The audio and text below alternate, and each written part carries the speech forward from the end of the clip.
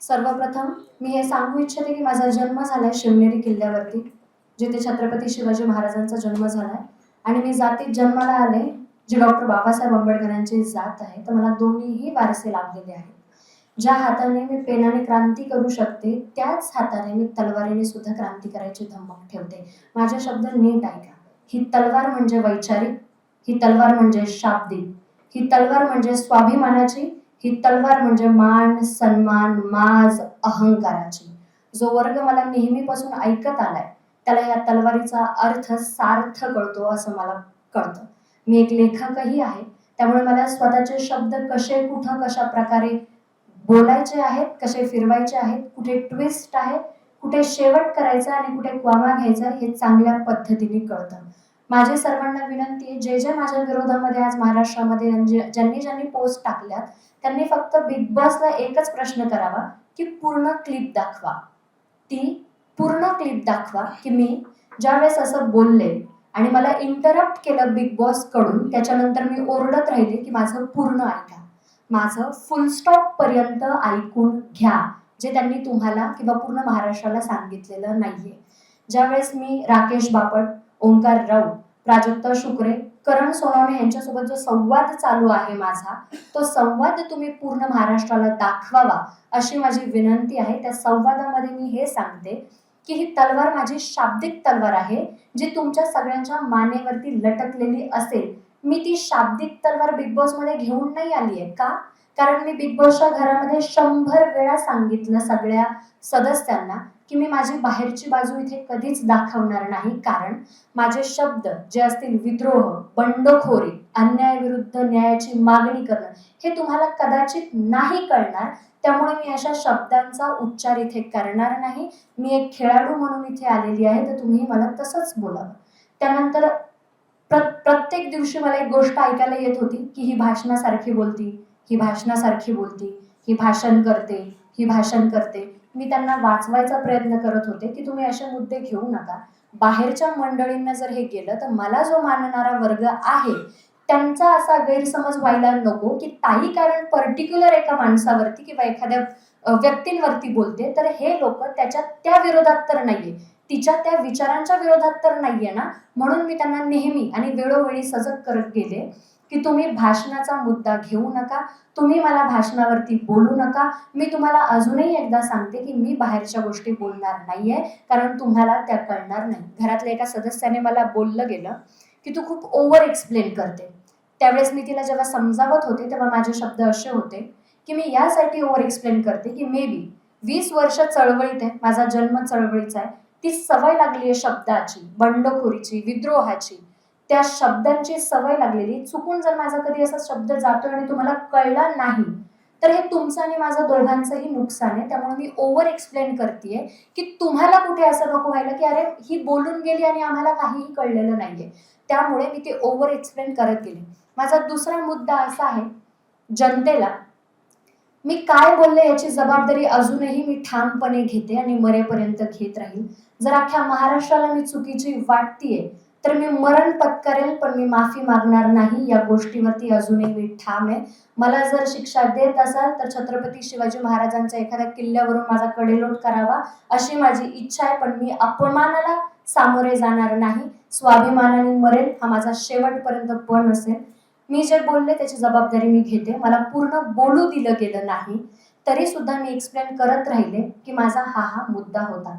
त्यानंतर मी बिग बॉसला एक्सप्लेनही केलं की मला एखाद्या व्यक्तीला टार्गेट करणं किंवा एखाद्याचं सगळंच हलवून टाकणं माझ्यासाठी 2 सेकंदाची गोष्ट आहे, कारण शब्दांची हेरफेर आणि शब्दांची गंमत मला चांगलीच कळते. मी त्यांना डायलॉगचं उदाहरणही दिलं. मी त्यांना हे सांगितलं, याच्यावरून तुम्ही काय समजाल शब्दशः अर्थ घ्यायला गेले तर, की तलवार से तेज हम अपनी धार रखते हैं. याचा अर्थ असा का की माझ्या शरीराला तलवारीची धार दिली? नाही. तलवार से तेज हम अपनी धार रखते हैं, मेरे बाबा साहेब के बच्चे हैं, क्रांती को तो हमारे खून में ही रखते हैं.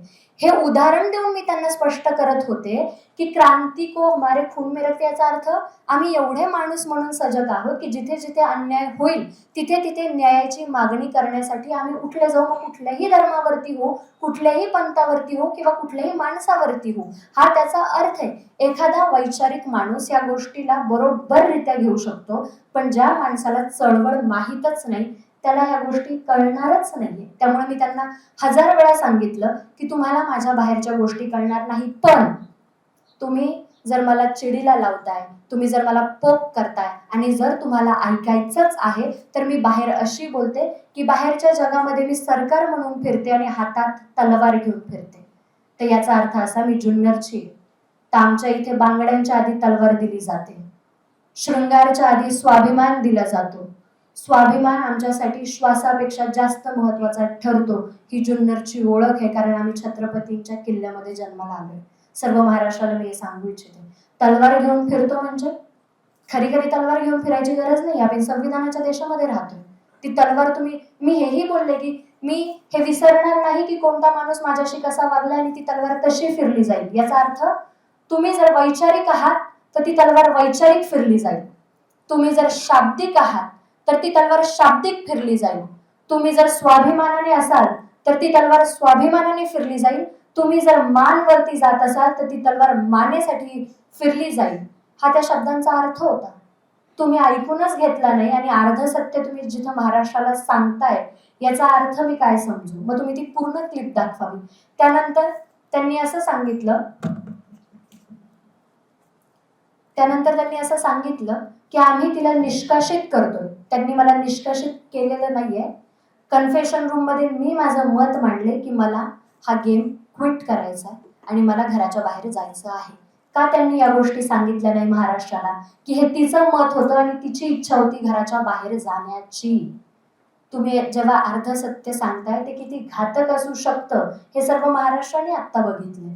त्याच्यानंतर माझा दुसरा मुद्दा असा आहे की मी कुणालाही धमकी दिलेली नाहीये. माझा सर्वात महत्वाचा मुद्दा, काही लोक पुढे येतात आहे आणि असं म्हणतात आहे की संविधान आणि तलवार एक सोबत चालली जाणार नाही. मी या गोष्टीला मान्य करत नाही. मला दोनही वारसे लाभले, ते पेनाचा सुद्धा आणि तलवारीचा सुद्धा, आणि मी ते दोन्हीही संस्कार मरेपर्यंत महाराष्ट्राला दाखवणार आणि मरेपर्यंत ते दोन्ही संस्कार मी घेऊन चालणार. एका हातात तलवार असेल, अजूनही सांगते, तलवार असेल, माझ्या हातात तलवार असेल, वैचारिक, शाब्दिक, सन्मानाची, स्वाभिमानाची, मानाची असेल. एका हातामध्ये संविधान असेल. जेव्हा जेव्हा संविधान मिटवायचा प्रयत्न होईल, जेव्हा जेव्हा संविधानावरती आपत्ती येईल, तेव्हा एका हातातली तलवार उचलली जाईल. मग समोरचा माणूस कसा येईल तशी ती तलवार फिरली जाईल. शाब्दिक, स्वाभिमानी, अहंकारी, मानाची कशीही असो ती तलवार फिरली जाईल. मी एक लेखक आहे. मी आतापर्यंत जेही माझ्या भाषणात बोलले ते मी स्वतः लिहिलेलं आहे. एक लेखक असतो जो सरळ सरळ मिनिंग देतो आपल्या शब्दातून, आणि एक लेखक असतो ज्याच्यामध्ये डीप मिनिंग असतो. शाळेमध्ये आपल्याला शिकवले एक वरचा अर्थ आणि एक त्याच्यामध्ये दडलेला अर्थ आहे. माझ्या भाषणाची खासियत आहे, शेवटला ट्विस्ट असतो. तुम्ही माझं पब्लिक जे आहे ते मला शेवटपर्यंत ऐकून घेतं, त्यामुळे त्यांना चांगलंच माहिती की ताई काय बोलणार आहेत. मी अजूनही माझ्या मतावरती ठाम आहे. मी कुणालाही धमकी दिलेली नाहीये. मी कुणालाही त्यांच्या जीवे मारण्याची धमकी दिलेली नाहीये आणि मी या गोष्टीसाठी माफी मागणार नाही. बिग बॉसने ती पूर्ण क्लिप दाखवावी.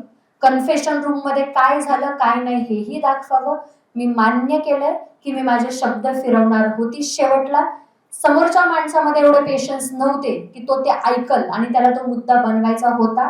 त्यांनी तो बनवला आणि ज्या ज्या महाराष्ट्रातील लोकांनी माझं समर्थन केलं या गोष्टीबद्दल मी त्यांची आयुष्यभर ऋणी राहील.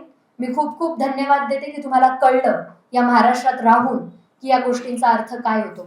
मला अजून एक गोष्ट अधोरेखित करायची आहे. लोक म्हणतात की हिला विचार कळलेच नाही, हिला विचारवंत कळलेच नाही. ही खूप इमोशनल आहे माझ्यासाठी. मी विचारवंत वाचलेत सुद्धा आणि मी जगते सुद्धा.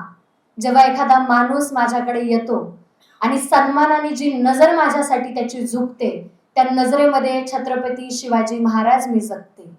अन्याय जेव्हा होतो आणि न्यायाची मागणी जेव्हा मी करते, त्या न्यायामध्ये मी डॉक्टर बाबासाहेब आंबेडकर बघते.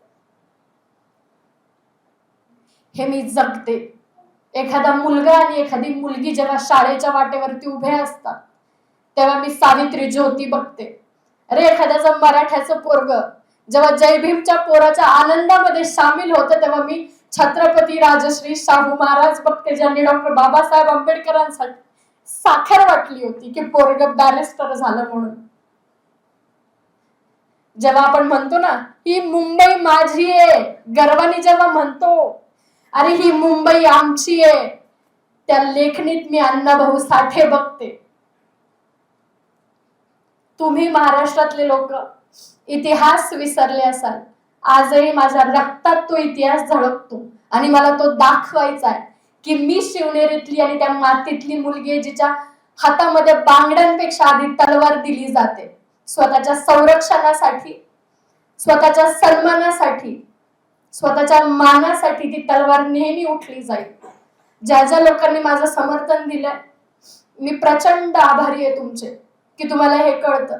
ज्या ज्या वेळेस एखाद्या मुलीवरती अन्याय होतो, बलात्कार होतो, ही तलवार उठली जात का नाही हा प्रश्न मला महाराष्ट्राला उचलायचा. अरे तुम्ही मावळे म्हणून स्वतःला घेताय. एखाद्या मुलीचा अपमान तुम्ही कसा पचवू शकता.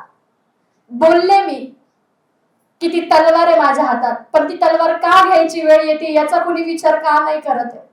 जिथं जिथं अन्याय होतो तिथं तिथं तलवार उचलली जाणार जाणार आणि जाणार. या शब्दावरती मी मरेपर्यंत ठाम होते, आहे आणि राहील. याच्या व्यतिरिक्त मला काहीही बोलायचं नाही. थँक्यू.